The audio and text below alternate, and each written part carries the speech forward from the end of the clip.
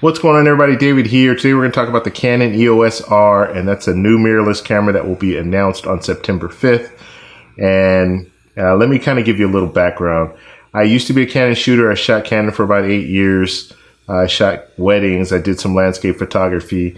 And then I switched over about 8 months ago to the Sony a7R III. And now I'm looking at this new camera that's going to be released, and it looks like it's going to be really good. So I might end up picking this camera up as well.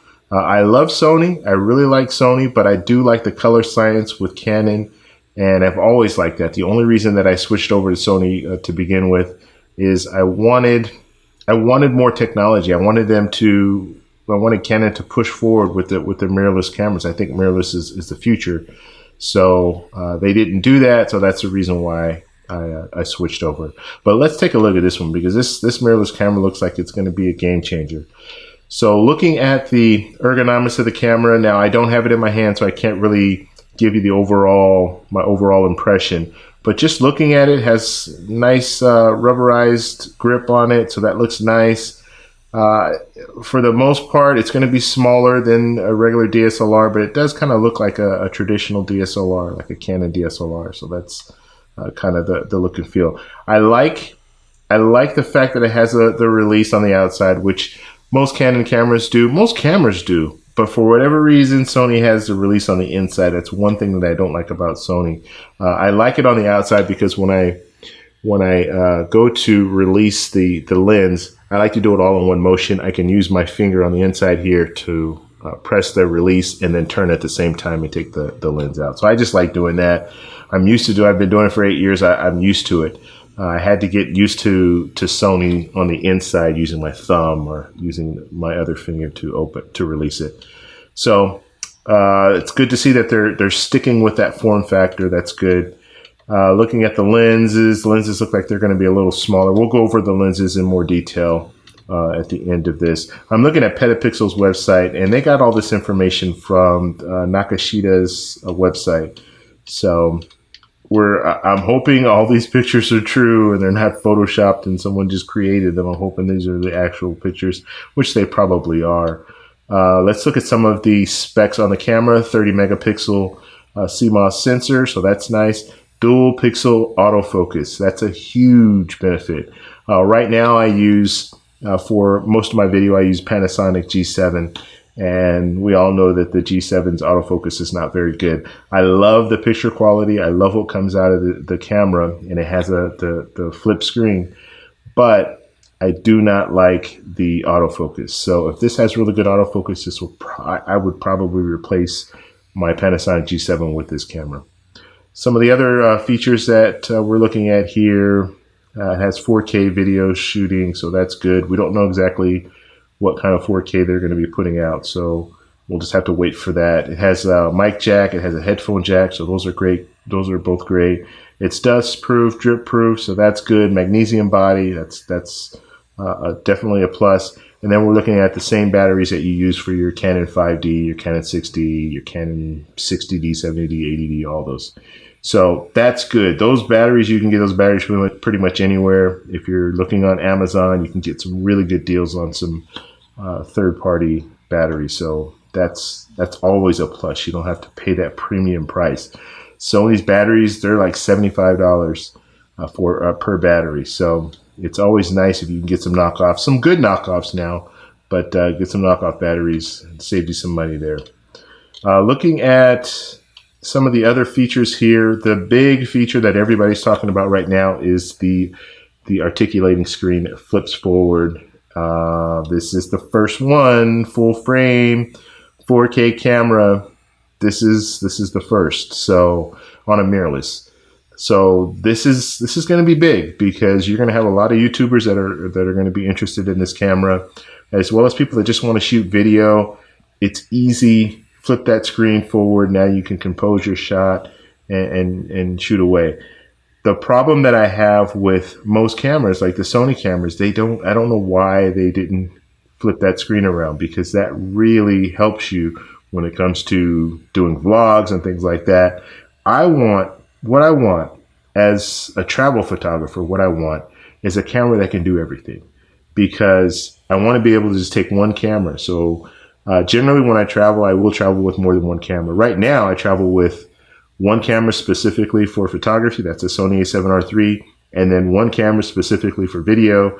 That's a Panasonic G7. What I want to be able to do is have a camera that can do both things, because that doesn't just mean that I'm not saying this because I'm only going to travel with one camera. That's not true. I'll usually travel with 2 or 3 cameras anyway. But once I get to the hotel, I'm going to want to go out, maybe go out for a couple of hours.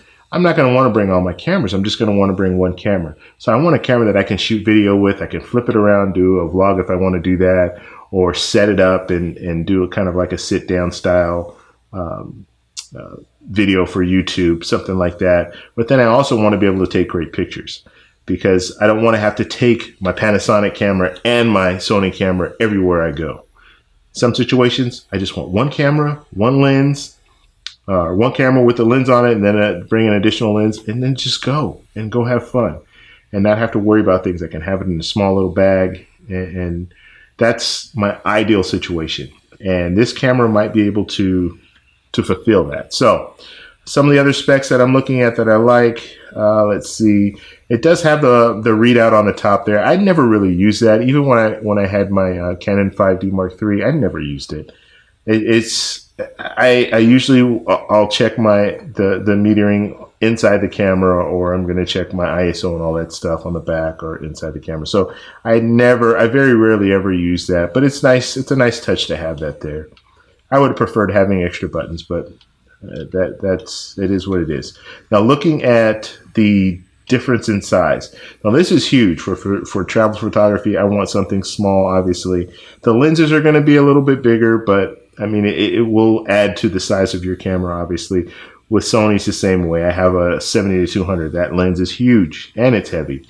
But the camera itself, you can have a smaller camera, and if you shoot a lot of landscape and you have wide angle lenses, you can get some manual focus wide angle lenses that are really small and will allow you to have it almost pocketable. But you can have it in a small little bag if you want to. So that's great. You can put it in your coat jacket, that kind of stuff. So that's good. You see here the regular size here. We have a regular full frame DSLR on the right. Then on the left you have the mirrorless, so you can see the difference in size. So it's pretty substantial. And they also have some adapters here. So they have 3 different versions. And this is interesting because this is the first time that I've seen something like this. They have a regular adapter, so that's an EF to R mount. Then they have an adapter here that has a ring. So you can use that ring for focusing, I guess, or a variety of different things. And then they have another adapter that has drop-in filters. So that's amazing. So there's a situation I have right now. So I have the Sony a7R III, and I use that with a Rokinon 14mm f 2.8. Great lens. Love the lens. The only thing is you can't put lens filters on there. And so I can't put like a neutral density filter. I can't put a polarizer or anything like that. With an adapter like this, if I'm using Canon and I have a lens that you're not able to put filters on, you can slide that filter in between. So right in front of the sensor, you can slide that filter. So that changes the game when it comes to lenses like that. That's one thing I didn't like about that lens, is the fact that I can't put a polarizer on there if I want to use a polarizer. Or I can't put a neutral density filter if I want to use a neutral density filter.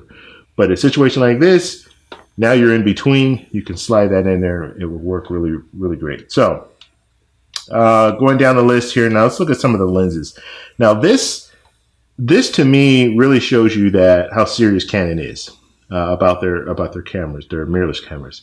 They've put out some really good lenses, and I don't have them in my hand, so I can't tell you the quality. But I mean, we have 3 L lenses that are going to be released, and L lenses, we know the quality of L lenses. That's a professional level when it comes to Canon. So they're going to be releasing 3 of those. So let's look at the lenses here. We have the first one here. It's a 35mm lens. It's going to be 35 f1.8. So that'll be great for low light. It's not an L lens, so hopefully it'll be under $1,000. We can all hope for that. We have a 50mm 1.2. Okay, at 1.2, that's excellent. That's an absolute beast of a lens, and that's going to be an R mount. So that's great. We're also looking at a 28-70. f2. So that's going to be another great low light lens. So these are all professional lenses. This is great. This is amazing. And then we'll have 24 to 105 f4, and that'll be probably the kit lens that will come if you purchase the camera and the lens. So we're looking at some great lenses. This camera looks great, has an articulating screen. Man, this is going to be amazing. This is going to be, if all the rumors are true, this is going to be a really good camera, and Sony is going to have to step up their game in order to keep a lot of people a lot of people are going to purchase this anyway. If all these rumors are true, they're going to purchase this camera. I am probably, if the rumors are true, I'm probably going to purchase a camera as well, because I've been looking for something, like I said, something that I can use, that I can take on my travels.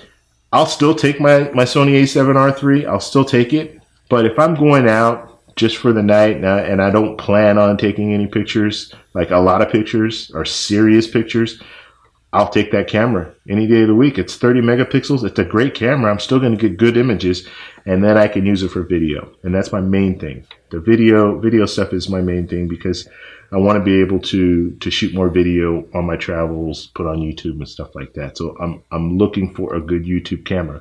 My Panasonic G7 just doesn't get it when it comes to autofocus. This is going to have dual pixel autofocus.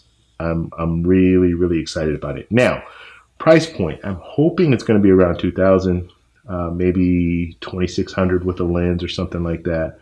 But I'm hoping it stays around there. Now, we don't know if it's going to have image stabilization like IBIS or anything like that. We'll have to see about that. But everything looks pretty good with this camera. It's going to be released, or it's going to be announced on September 5th, and then it'll be released sometime before Christmas, I hope. So this looks good. Looks really good. More importantly, though, I'd like to know what you guys think. What do you think about the new camera? Do you think the rumors are true? Please post in the comments below. If you have any questions, you can also post in the comments below. If you like this video, please give me a thumbs up. Please subscribe for more, and I'll talk to you in the next one.